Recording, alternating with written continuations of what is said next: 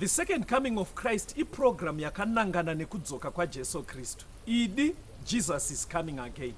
Asi mukati meBible zvinoita sekunge paachauya tinenge tisiri kumachechi, tiri kudzimba, kumabasa, kuminda nekumwe kwakadaro.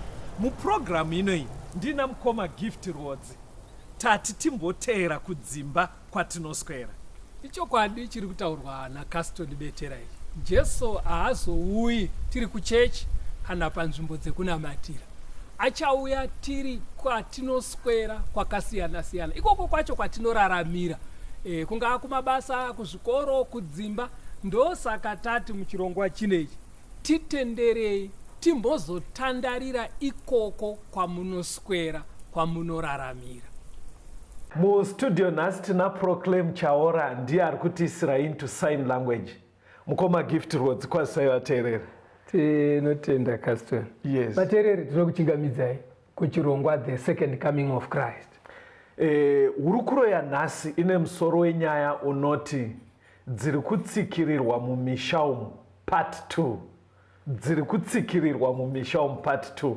Mukoma Givi, Yes, muchidzidzo chapfuura kumashure takaona part 1 Right. yaiedza kuburitsa pachena, yaita kunge iri kuyanika mhuri dzedu, zvichiita kunge zvinonzi chitema chine chekuita nenyaya dzebonde zviri kuita kuti misha mizhinji isemedzese mumaziso aMwari.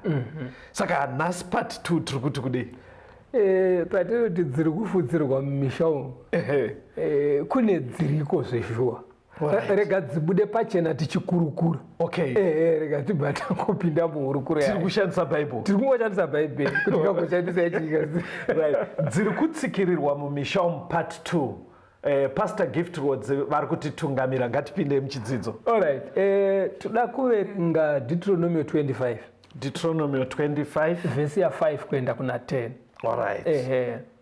Ini ndakati dziri kufutsirwa, iwo uri kuprefer dziri kutsikirirwa, but zvinongoreva zvinongoreva dziri kufushirwa nditika. Alright. Deuteronomy 25 vhesi ya 5. Kana vana vemunhu mumwe vagere pamwe chete, mumwe wavo akafa asina mwanakomana, mukadzi wewakafa hafaniri kuwanikwa nomutorwa kunze kwehama. Munin'ina wemurume wake anofanira kupinda kwaari ave mukadzi wake, amuitire sezvinofanira kuitirwa nomunun'una wemurume. Zvino mwana wedangwe waachabereka ndiye unofanira kupinda panzvimbo yemukoma wake wakafa, kuti zita rake rirege kudzimwa pakati paIsraeri. Kana munhu asingadi kuwana mukadzi womukoma wake, mukadzi womukoma wake anofanira kukwira kusuo ravakuru agoti, munin'ina wemurume wangu anoramba kumutsira mukoma wake zita muna Israeri. Haadi kundiitira sezvinofanira kuita munin'ina wemurume. Zvino vakuru veguta rake vanofanira kumudana vataure naye. Kana akaramba achiti handida hangu kumuwana, mukadzi wemukoma wake anofanira kuuya kwaari pamberi pevakuru, ndokubvisa shangu yake parutsoka rwake, ndokumupfira mate pameso agopindura achiti, ndizvo zvinofanira kuitirwa munhu asingavake imba yemukoma wake. Zita rake muna Israeri rinofanira kunzi imba yemunhu wakabviswa shangu yake. Uri kuona Mwari panapa anorayira vaIsraeri kuti vanhu vakaroorana kana murume akafa asi vasina mwana, mudzimai asarawo hanzi ngaaroorwe nemunin'ina wemurume. But kaitikiro kazvaita kaite mwana anotanga kuberekwa ipapo mukomana anga asiri wemunin'ina wababa munina. Alright. Ainzi mwana wemushakabvu, mwana wamukoma vakashaya. Ndokumutsira rudzi. Zvaiitirwei? Ndiye aibva apuwa pfuma yese yakasiyiwa namukoma. Vachiitira kuti pfuma irege kuzotorwa ichienda. Saka uyu haarege kuchengeta amai vake, plus pfuma yaramba irimo mumusha. Zvine kawisdom. Because nguva yakachainyanyоitika vairimaka nekuita mombe nezvakadaro. Osaka kuti afa asiya mombe neminda. maiguru akaroorwa nemutorwa minda yakutoenda nemombe dzakuenda. Saka munin'ina paapinda kuna maiguru kozvarwa mukomana uyu. Mukomana uyu ari kutorwa semwana wemuchakabva, akuchichengeta pfuma, obva achengeta namai. Okay. Saka ndiyo background yenyaya yatinoda kuenda mairi pana Genesis 38 iyoyi pana Genesis 38 toda kuti muverenge verse 1 kuenda pa11 ndo pane nyaya yedu. Genesis 38 verse 1 to 11. Nenguva iyo Judha wakabva kuvana vababa vake akaburuka akatsaukira kune mumwe murume muAdhuramu wainzi Hira. Judha akaonapo mukunda womumwe munhu muKenani wainzi Shua, akamutora akapinda kwaari. Iye akava nemimba akabereka mwanakomana akamutumidza zita rinonzi Eri. Akava nemimbazve akabereka mwanakomana akamutumidza zita rinonzi Onani. Akava nemimbazve akabereka mwanakomana akamutumidza zita rinonzi Shera. Iye wakanga ari paKezbi mukadzi wake achimubereka. Zvino Judha akatorera dangwe rake Eri mukadzi wainzi Tamari. Asi Eri dangwe raJudha wakanga ari munhu wakaipa pamberi paJehovha. Jehovha akamuuraya. Zvino Judha akati kuna Onani, pinda kumukadzi womukoma wako umuwane, umuitire zvakafanira munin'ina wemurume, umutsire mukoma wako vana. Zvino Onani wakaziva kuti vana ava vangave vake. Naizvozvo wakati kana wopinda kumukadzi womukoma wake, worashira mbeu pasi, kuti arege kupa mukoma wake vana. Chinhu ichi chaakaita chakanga chakaipa pamberi paJehovha, akamuuraya naiyewo. Ipapo Judha akati kuna Tamari mukadzi wemwana wake, chigara hako uri chirikadzi paimba yababa vako kusvikira Shera mwanakomana wangu akura, nokuti wakati zvimwe angafe sevakoma vake. Tamari akanogara kumba kwababa vake. Right. Ukaona panapa Judha anga ari muIsraeri. Right. Ende ainamata Mwari. But akaenda manje aive neshamwari yainzi Hira yanga isingadamani. Hira ndiye akamukurudzira kunoroora kunyika kunze kwevainonamata. kuvaKenani. Ndobva aroora mukadzi wake. Aroora mukadzi uya. Mva vabereka vanakomana 3. Anzokutanga ndiani? Eri ndobva kwauya Onani naShera. Zvikomana 3. Right. Asi unoona kuti vana vakakudzirwa kavakaitwa hapana kana one ainamata. Vari vanhu vakaipa pamwoyo. Unoona zviri kutsimbidzira papfungwa yekuti zvidzidzo zvekumashure kuti zvakanaka kuti vanhu varoorane vane kutenda kumwe chete. Zvinotobatsira even kadisipliniro kamunoda kuita vana. Saka kana muine kutenda kwakasiyana kana kuti mavalues akasiyana, tomboti ndibaba vanonwa vachibhema, pobva paita chimujaya chenyu chiri kuchikoro form 4 chakunwa chichibhema, mai muKristu, mai pavanoda kuti kumwana kowadarire baba vachiita izvozvo, muri kuona kakunetsa kacho. Hazvi. Saka mai mutorwa vakasvikoisa muvana uipi. Anditozvona. Saka hanzi Eri anga akaipa zvekuti Mwari akati uyu mvana ngaachizororawo tikamure uipi panyika. Ndobva asiya mukadzi asina mwana ende ari mwana mudiki. Right.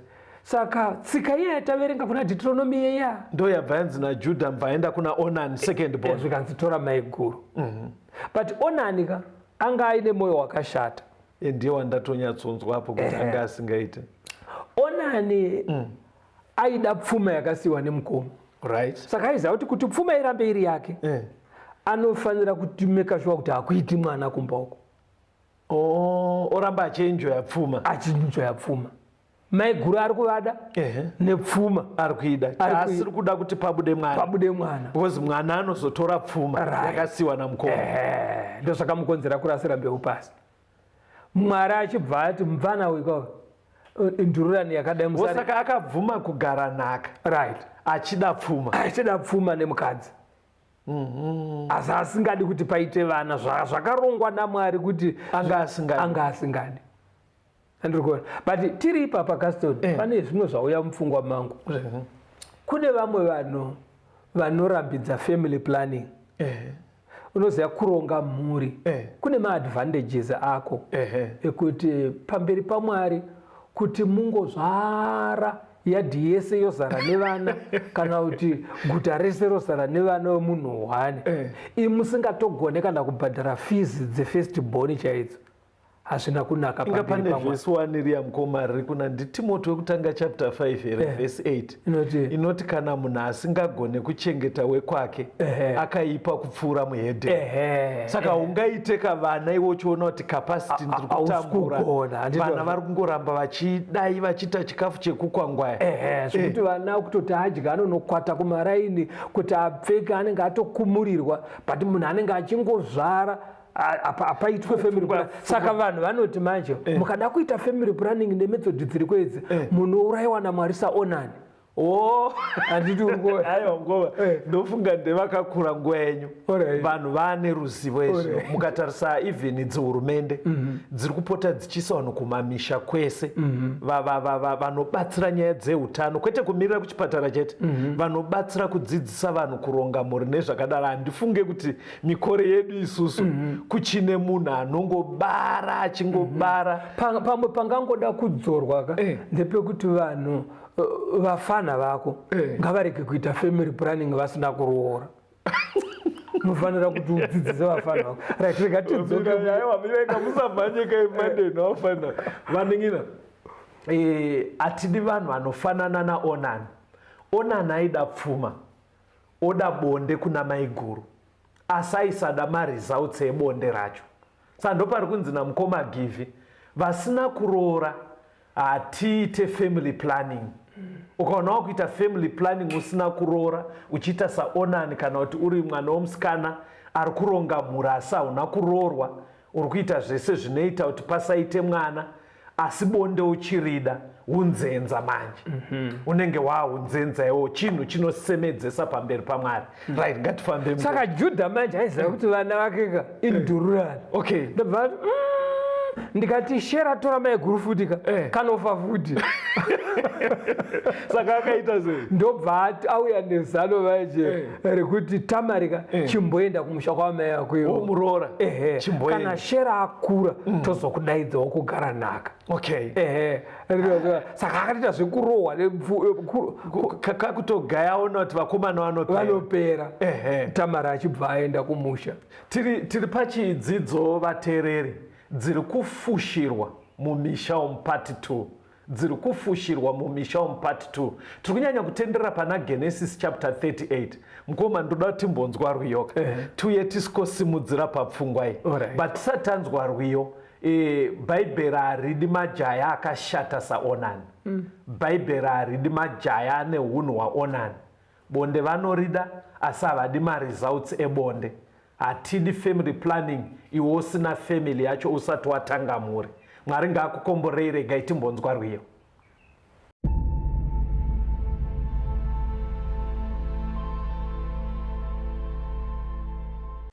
Tanza kunakisisa Jesu aponesa iro sokora ura Jesu aponesa ziwisa nyika dzese kumbiri yokwenyanza tenzi anotituma Jesu aponesa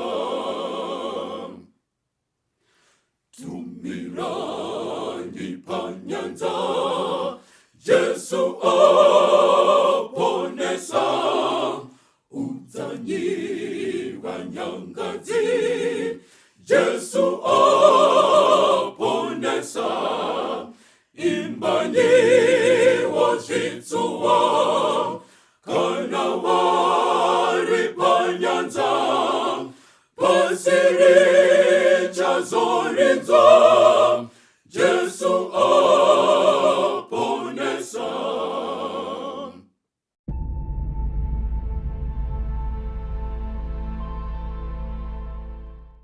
Ngatienderere mberi nehurukuro yedu dziri kufushirwa mumisha womupati 2. Ngoma tataura nyaya yefamily yaJudha, right, yaive nevakomana 3, Eri, Onan naShera. right. Mukuru Eri akaroora mukadzi wake Tamari, akafa asina mwana, anga ane unhu hwakaipa. Onani ndobva agara nhaka maiguru, but aisada kuti pabude mwana, because aiziva kuti mwana anobuda anobva atora pfuma yakasiyiwa namukoma. Saka chaaida kuramba achishandisa pfuma uye achida bonde kuna maiguru. Ndobva Judha aona kuti akabva afa futu. Ndobva aona kuti Shera angangofa, ndopatasira kana. Tisati takondinya mukoma. Pane nyaya yataataura muchikamu chapfuura. Ngatitotaura isezvo inotaurwa mazuva ano, family planning. Pane pfungwa yakakosha yamamataura, mamati kudii? Tandati unonzwa hako mukufamba kwatinoita, unongonzwa vanhu vachitaura kuti Mwari akatibereka naye muzadzi enyika. Okay. Haikona kurasira mbeu pasi, vanenge vachirambidza zvefamily planning. Okay. Saka ndandichingoti handizvo zviri kutaurwa nendima iyi. Okay. Mwari kana achiti zadza enyika haasi kureva kuti uisadze uri 1. Okay. Aiwa. Plus ukatarisa vana vanogona kupedzisira kuti ukaudza kuti Mwari ane rudo havari kuone, because hausi kuvapa hembe, vanokutonhorwa kana iri vakarara usiku magumbeza hakwane, chikafu chacho hachizi kukwana, ivo vakangowanda, handiti wazviona. Saka ipapo hachizi chitema kuronga mhuri. Hapana chitema chiripo, ndo pfungwa yandaida kungoti ibude tichiri ipapo. But tomboti uri kuwana mukoma, maeconomic means unazvo. Tichingotazoti mastandards ako, ungabva wanyatsoita vana 30. Pfuma yacho uinayo, ndikupa seexample hangu. Pane zvimwe wateereri zvekuti uchingotarirawo, pane zvimwe zvinhu zvakakungonakawo, even tisina kutsvaga mavhesi. Idi nyika haizadzwe uri 1. Then ndinoda kuti tidzoke pafamily planning. Zviri kuita sekunge vana vedu pavari kukura mumakoleji nemauniversity, iye asati atoroora, vari kunge vanenge vanodzidziswa nzira idzi, vari kudzidziswa kuti vadziite vachiri majaya nemhandara here, kana kuti ndezvekuikwipwa vazoroora. Chii chiri kunyatsoitika mukoma? Unoziva kuti vamwe vafana vanenge vachitaura, uchingosvika munotanga kudzidziswa kuti munogona kudzivirira. Imwe pfungwa inenge iri yekuti munhu ukaita pamuviri uri mukoleji, chikoro chinombodisturbeka. Saka uchidzidziswa manje kudzivirira pamuviri, kwete kudzidziswa kuzvibata. Shoko raMwari rinodzidzisa kuzvibata, kuzvidzora, kusvika munhu aroora kana kuroorwa. Konyaya iyi iri kuvakomana chete rana Onani, because pandimai Onani ndiye airashira mbeu pasi. But inini pandinonzwa zviri kutaurika munyika, kunonzi kune zvimwe zvekutoti vasikana anogona kuita uchapa neunzenza hwese, but anofuma achimhanya kufamasi. Kune zvavanonotenga hanzi zvinotodzirira even muine zvamakaita nezuro manheru. Pfungwa iyi tingabatsire sei vana? Ikoko inzira dzimwe dzinonzwa naSatani dzekukurudzira unhu hwehunzenza. Saka haisiriyo nyaya, but ndangoti muzive kuti ndo dzimwe dziri kufushirwa. Kutoti vanenge vachingodaro vana uinavo pamba, asi nyaya idzodzo vachingodzifushira dzakadaro. Ngatifambe uchiti ndine musikana, ndine mhandara, ndine jaya. Uri kuti ndine mwana kwaye pamba. Ngatifambe mukoma. Handei pana tidzokere pana Genesis 38 enda unobvira pavhesi ya12 kuenda pa26. Genesis 38 verse 12. Mazuva mazhinji akati apfuura, mukunda waShua mukadzi waJudha akafa. Zvino Judha wakati anyaradzwa, akakwira kuvaveuri vemakwai ake paTimna, iye naHira shamwari yake muAdhuramu. Tamari akaudzwa zvichinzi, tarira, baba vomurume wako vanokwira Timna kunoveura makwai avo. Ipapo iye akabvisa nguo dzouchirikadzi hwake, akazvifukidza nechifukidziro chake, akazviputira, akagara pasuo reEnaimi, guta riri panzira inoenda Timna. Nokuti wakanga aona kuti Shera wakura, akasamupiwa iye kuti ave mukadzi wake. Zvino Judha akati achimuona akati chifeve, nokuti wakanga akafukidza chiso chake. Akatsaukira kwaari panzira akati, douya ndipinde kwauri, nokuti wakanga asingazive kuti mukadzi womwanakomana wake. Iye akati, unogondipeiko kuti upinde kwandiri? Akati, ndichakutumira mbudzana inobva pazvipfuyo zvangu. Akati, uchandipa rubatso kusvikira waituma here? akati, ndichagokupa rubatso rweiko? Iye akati, chimhete chako nerwonzi rwako netsvimbo yako iri paruoko rwako. Akamupa izvozvo, akapinda kwaari, akava nemimba naye. Akasimuka akaenda, akabvisa chekufukidzira chake, akafuka nguo dzouchirikadzi. Zvino Judha akatuma mbudzana noruoko rweshamwari yake muAdhuramu kuti atore rubatso paruoko rwemukadzi, asi haana kumuwana. Akabvunza vanhu vokwake achiti, chiripiko chifeve chiya chakanga chiri paEnaimi panzira? Vakati, kwakanga kusina chifeve pano. Akadzokera kuna Judha akati, handina kumuwana. Nevanhu veko vakati, kwakanga kusina chifeve pano. Ipapo Judha akati, ngaazvitore hake kuti tirege kunyadziswa. Tarira, ndatuma mbudzana iyi, iwo ukasamuwana. Zvino mwedzi inenge 3 yakati yapfuura, Judha akaudzwa zvichinzi, Tamari mukadzi wemwanakomana wako wakaita upombwe, wava nemimba youpombwe hwake. Judha akati, uyai naye apiswe. Zvino akati achiuya naye, akatuma shoko kuna baba womurume wake achiti, ndine mimba nemurume ane nhumbi idzi. Akati, docherekedzai kuti izvi ndezvani, zvinoti chimhete nerwonzi netsvimbo. Judha akazviziva, akati, iye wakarurama kukundeni, nokuti handina kumupa Shera mwanakomana wangu, haana kuzomuzivazve. Now panapa Shera uya azokura, Right. haana kupiwa kuna maiguru. Right. But unoona zvaiitika manje kuKenani, vaiti kana murume afa asina brother, Right. vaiti baba vemurume akafa kana vari vapenyu ngavapinde kumuroora, kumutsa rudzi. Zviya zvakarambuka naMwari kuna Revhitika 18 zvimwe zvatakadzidza muchidzidzo chapfuura. ndo saka zvichikosha kuroorana vane kutenda kumwe chete. Vane kutenda kumwe kwakasiyana, kana paitika nyaya vanodzisorovha nenzira chero dzinosembura Mwari. Right. Saka Tamari manje vatezvara vafirwa, vazogara vapedza havo kuchema, vakuenda kunoona kupurazi kwavo. Handitozvo. Saka uyu paakazvinzwa kuti vari munzira, Muri kumhanya mukoma. Ndo pandaverenga ndatopada ipapo kuti afirwa nemukadzi anyaradzwa. Right. Kuse aisaroora, iye achiri kuda futi bonde.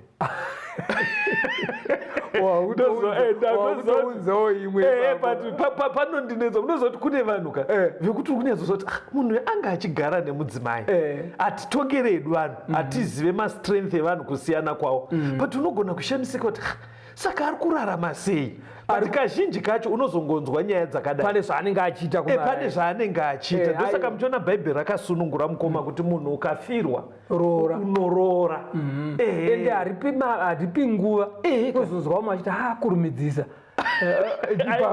rinongoti ukafirwa. Saka ari kuenda kupurazi, uya uyu ndobva abvisa hembe dzeuchirikadzi, ndobva anohwanda. Zvinoita sekuti zvifeve zvekuukoka zvaivhara kumesa, aibva afukidza zvokuti munhu unongoona kuti icho chifeve. Saka ndo zvakabva ende unoziva kuti Satani anoziva kuronga miedzo. Anoronga miedzo unoenderana newe. Apa akarongerwa wechifeveka, achinyatsoziva kuti kumba hakuna mai. Saka Satani kana achigadzira miedzo anogadzira inofita munhu, anonyatsokusonera inokwana. Saka ndobva ati chifeve, hana kuziva kuti muroora.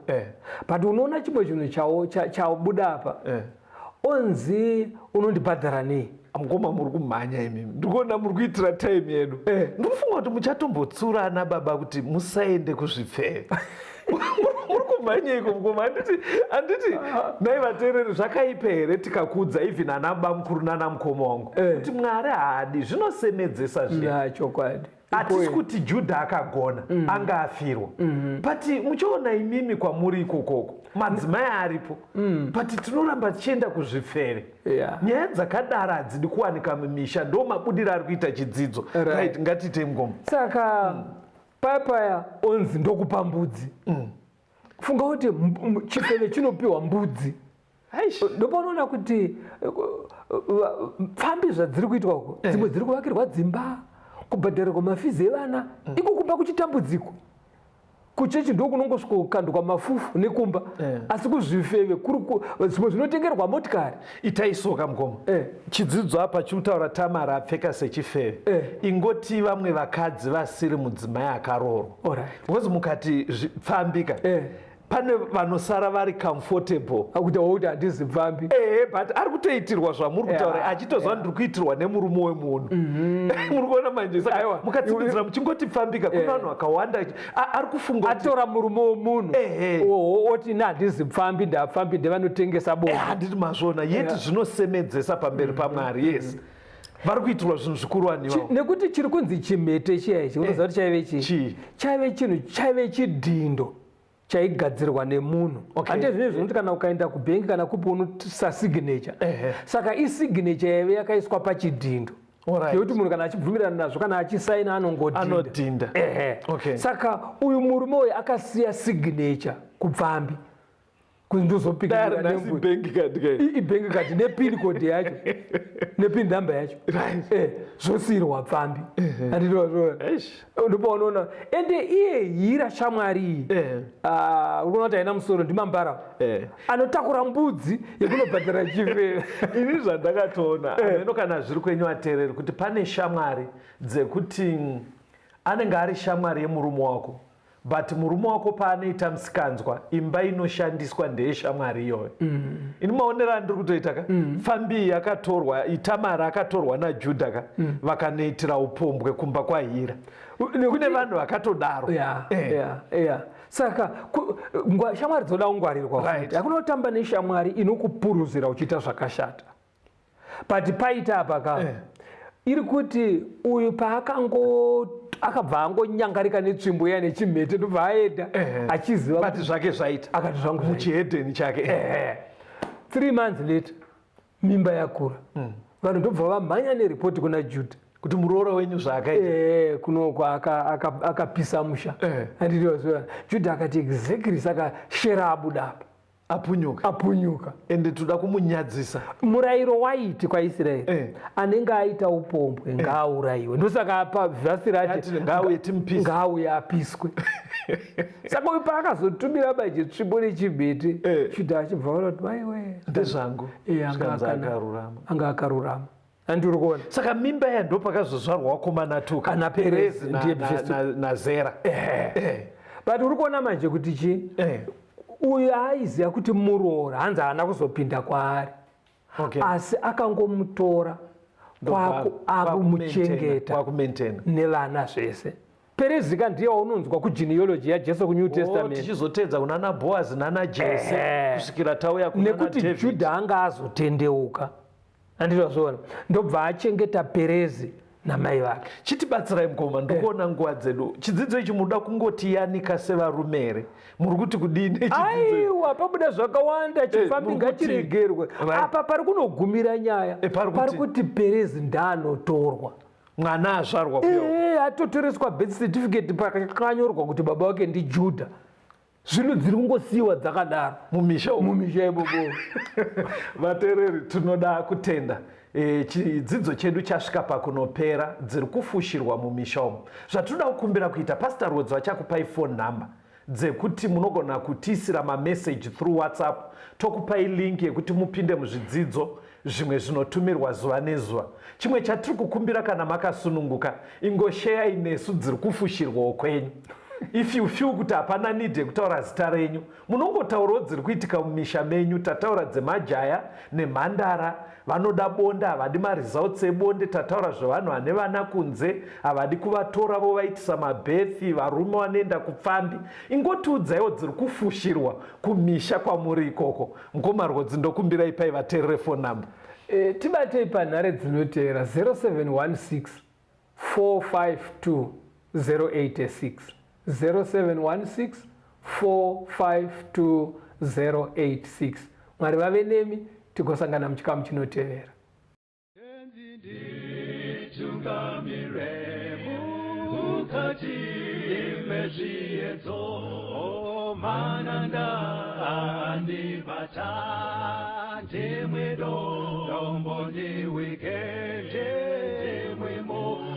Tungamirete